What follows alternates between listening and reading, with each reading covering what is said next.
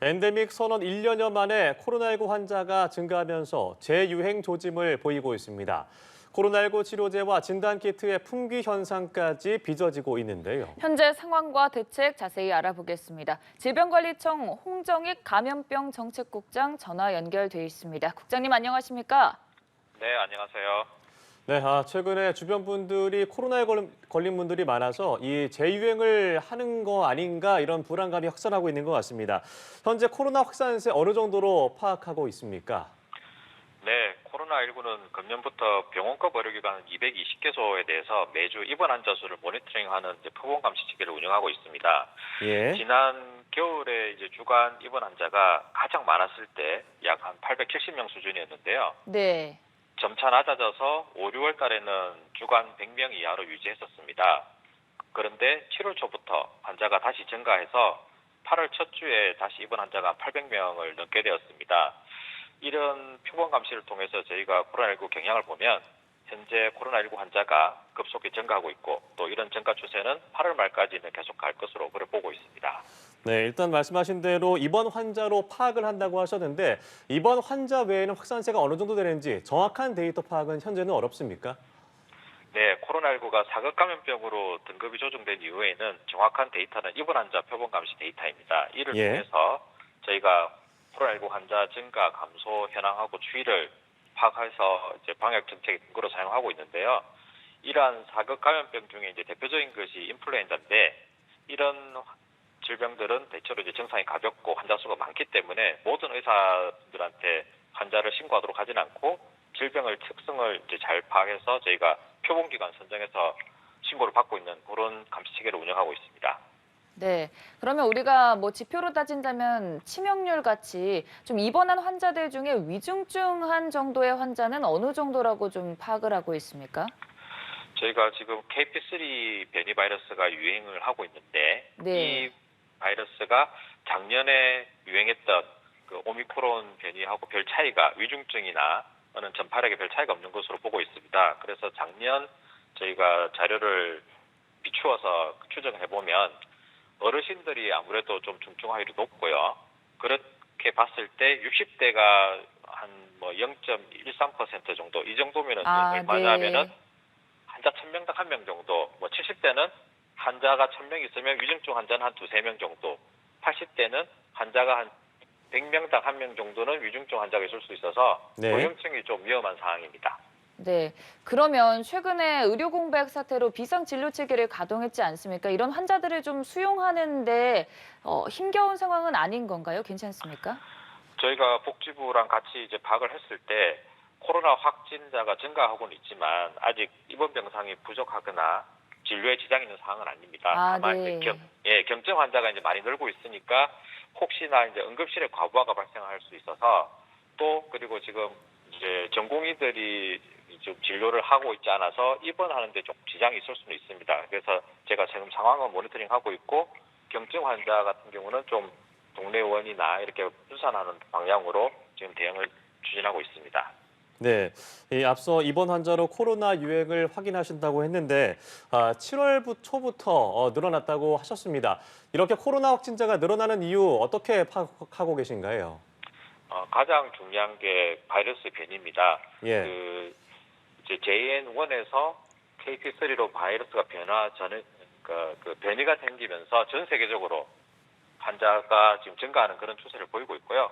그 다음에 영향을 미치는 것이 계절적인 요인, 작년에도 여름철에 좀 환자가 증가하는 그런 양상, 올해도 그렇게 보이고 사람들의 행동 변화, 이거는 계절적으로 폭염이 지속되다 보니까 냉방을 강화하고 또 실내에서 밀집, 환기가 잘 안 되는 그런 영향도 있다고 보고 있습니다. 네, 계절적인 요인을 좀 짚어주셨는데 앞서서 8월 말쯤에 절정이 될 것이란 말씀을 해주셨잖아요. 그러면 여름이 좀 지나고 나면은 다시 이런 확산세가 주춤할 거라고 전망하시는 건가요? 지금 상황에서는 계속 증가할 것으로 예측은 되고 그래요? 있는데, 네. 8월 말 더위가 꺾이고 또 그러지만 사람의 행동 변화가 있을 수 있거든요. 그러니까 네. 개학이 된다든지 또 다시 사람들이 날씨가 좀 더 달라지면서 사람들이 이동이 많아진다든지 하는 거는 또 나쁜 영향을 미칠 수는 있는데 이제 폭염이라든지 이런 부분들의 영향이 좀 줄게 되면 환기를 많이 시키고 이제 야외 활동이 많아지면 조금 더 그런 밀집된 그런 영향은 좀 떨어질 것으로 보입니다. 그럼 이게 지난해와 비교했을 때 좀 비슷한 수준인지, 왜냐하면 주변에 봤을 때 조금씩 코로나19 바이러스에 감염된 사람이 나타나고는 있는데 체감했을 때 어느 정도인지를 좀 설명해 주시면 좋을 것 같거든요. 네, 저희가 지금 입원 환자 중심으로 감시를 하고 있으니까 네. 입원 환자는 아무래도 입원할 정도의 증상이 좀 중한 사람들을 대상으로 하고 있어서 사회에 이제 무증상이나 경증 환자를 다 파악하고 있지는 못하지만 대체적으로 추정을 해보면 지금은 작년 여름철의 한 절반 정도 수준으로 좀 증가할 네. 것이라고 예측은 되고 있지만 증가 추세가 계속되고 있어서 저희가 작년에 가장 많았을 때가 한 350만 명 정도가 죄송합니다. 35만 명 정도가 주간 35만 명 정도의 환자 발생이 있었거든요. 네. 그래서 지금 이제 그 정도까지도 갈 수 있겠다 하는 이제 최악의 상황을 가정해서 저희가 대비를 하고는 있습니다. 네, 환자들 많이 들고 있는 건 사실입니다. 예. 저희가 팬데믹 때를 생각해 보면 거리두기를 시행을 했었고 또 자가격리 의무가 있었습니다. 근데 현재는 그게 해제가 된 상황이고 최근에 코로나가 걸리면 눈치 보면서 아파도 회사에 출근하거나 이런 분들이 있는 것 같은데 질병관리청은 며칠 정도 쉬는 것을 현재 권고를 할 수 있을까요? 증상이 있는 분은 저희가 증상이 소실되고 24시간 정도 되면 예. 격리를 안 해도 된다 이렇게 권고를 하고 있습니다. 그러니까 증상이 있는 동안은 집에서 쉬시기를 권고드리고 있고요. 예. 가끔 이제 무증상인 분이 검사를 통해서 이제 확진이 되는 진단이 경우요? 되는 경우가 예. 있는데 이런 경우는 증상 여부를 알 수 없기 때문에 통상 한 5일 정도는 외출을 자제하시고 자택에서 이렇게 격리를 권고를 하고 있습니다. 대부분 유증상자들은 증상 소실 후에 24시간 이 정도 기준이 있다 이렇게 알고 계시면 되겠습니다. 네, 그렇다면 이제 질병관리청 입장에서 위기 단계를 조정할 계획 같은 것들이 좀 있습니까?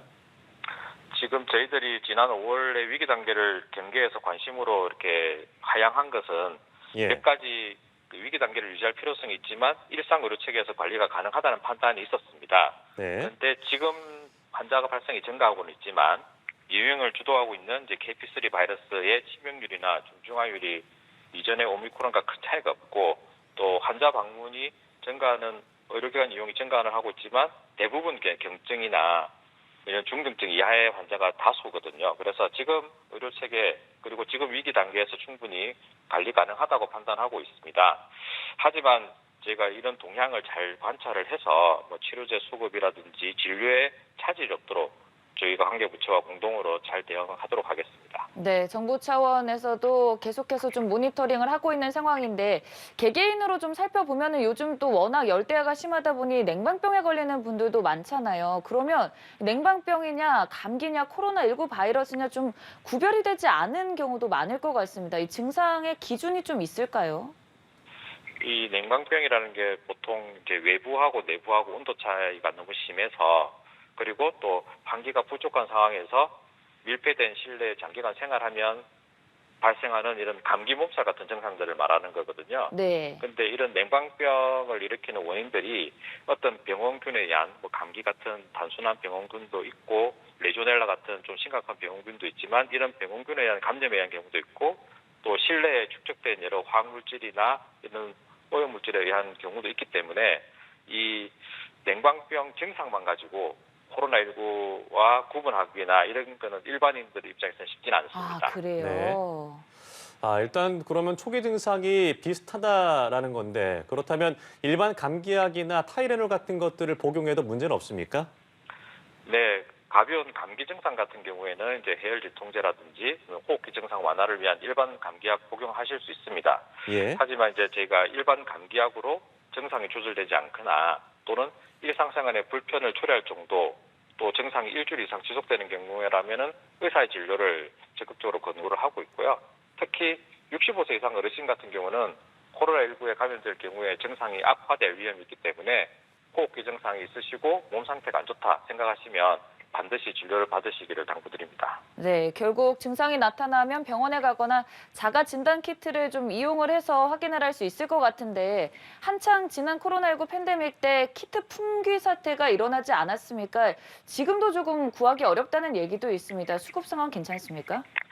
저희가 식약처하고 좀 확인을 해봤는데요. 네. 지금 이제 지난 엔데믹 이후에 생산량이 그러니까 환자 수가 많이 줄다 보니까 자가 진단 키트의 수요가 줄어서 제조업체들이 생산을 많이 줄여놓은 상태고 시장에 그래서 많이 있지는 않았는데 갑자기 환자가 늘면서 네. 그 이제 수요가 급증한 상황이라 일시적으로 일부 약국에서 그 진단 키트가 품절되는 사태가 있다고 합니다. 그래서 그거 부분을 해소하기 위해서 그 이제 생산을 늘려가고 있는 그런 상황이고요. 저희가 그 식약처하고 같이 이제 생산 유통 과정을 잘 관찰해 보니까 8월 달에 충분한 생산이 되고 있고 그리고 공급이 될 것으로 그렇게 보여 있어서 수요 부족 현상, 그러니까 공급 부족 현상은 금세 해소될 것으로 그렇게 예측하고 있습니다.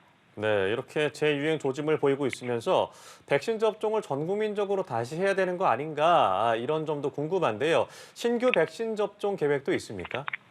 네, 저희가 지금 유행하고 있는 KP3에 딱 맞는 백신은 전 세계적으로 아직 개발된 건 없지만 예. 요거에 효과가 있다고 보여지는 JN1 백신에 대한 그 바이러스 변이에 대한 백신은 지금 허가 과정에 있습니다. 지금 우리나라뿐만 아니라 미국에서도 허가 과정에 있고 저희가 이게 8월 말이나 9월 초에 허가가 될 것으로 보이고요. 그리고 이 백신으로 10월 달에 접종할 계획을 지금 수립을 하고 있고 그런 구체적인 일정 이런 것들은 9월 달에 그 계획을 발표할 그런 계획이 있습니다. 네, 지금의 확산세가 좀 계속된다면 정부 차원에서의 대책이 필요해 보이는데 질병관리청에서는 어떤 대응 방안을 좀 계획하고 있습니까? 저희가 최근에 이제 호흡기 감염병들이 뭐 백일에든 마이코플라즈마 폐렴이 등 증가하고 있어서 그 호흡기 대응 TF를 이제 질병청 내에 구성을 했는데 지금 코로나 확산세를 맞이하여서 저희가 네. 이 코로나19 대책반을 청장님 중심으로 좀 확대 구성을 하고 있습니다. 그래서 전 질병청이 좀 참여를 하고 있고 이에 더해서 저희가 의료계라든지 학계 전문가와 함께 그 민간 협의체도 구성을 해서 정례적으로 전문가 의견 수렴하고 대책을 논의함으로써 대책을 좀 강화하려고 그렇게 시행하고 있습니다. 네, 그렇다면 마지막으로 시청자 여러분에게 코로나19 확산을 막기 위해서 이 부분만은 꼭 주의해달라 당부하신다면요? 네, 그 국민들께서는 이제 기침이라든지 이런 호흡기 증상이 있는 경우에는 다른 사람과 접촉할 때 반드시 마스크를 착용해 주실 것을 권고드립니다. 그리고 예. 실내에서 이제 냉방 중이라 하더라도 2시간마다 적어도 10분은 환기를 하시길 바라고요. 기침 예절, 손 씻기 이런 개인위생 수칙 지키고 실내 환기를 자주 하시는 것으로 이것만 잘 지키셔도 호흡기 감염병은 예방할 수 있습니다. 네, 1차적으로 개인 위생 수칙을 꼭 지키는 것이 필요해 보입니다. 지금까지 질병관리청의 홍정익 국장과 함께 얘기 나눠봤습니다. 고맙습니다. 네, 감사합니다.